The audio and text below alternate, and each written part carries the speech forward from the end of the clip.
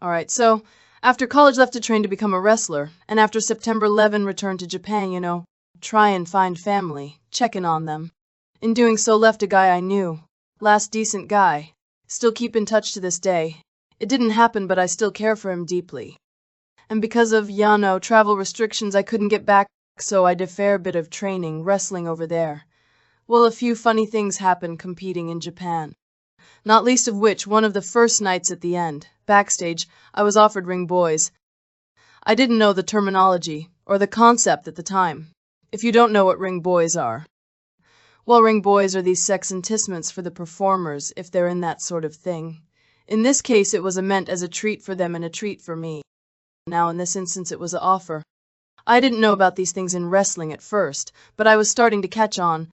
The idea of coercing girls into sex to get by, in this type of environment, well, I politely declined. Said something to the effect they didn't need to do that. I just wanted to train and compete. So I was told, and I heard when they were told the ring boys were disappointed. They were looking forward to the idea that I would entertain them sexually. But they didn't force the issue. Few said no pressure, but if I was keen then they would definitely do it. And yeah, that was okay. Very fortunate for them they didn't. Very lucky for me too. Some promos they expect you the point they will force you, women and men both, they've been raped. It's seen as a way of life, a rite of passage for them.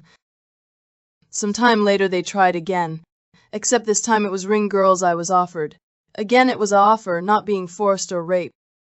Now if an actual female wrestler came to me themselves with such an offer to use and be used by her, well, never happened. If it did,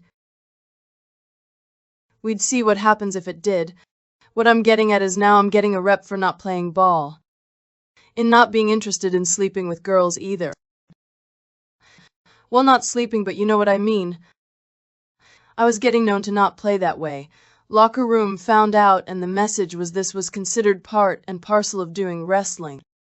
Again, no one actually came out and said anything like sleep with the boss to get ahead, but I got the idea of trying to legitimately protect myself, lethally if need be, in case some rapist sought to try and take down the tough new girl who didn't want to play ball.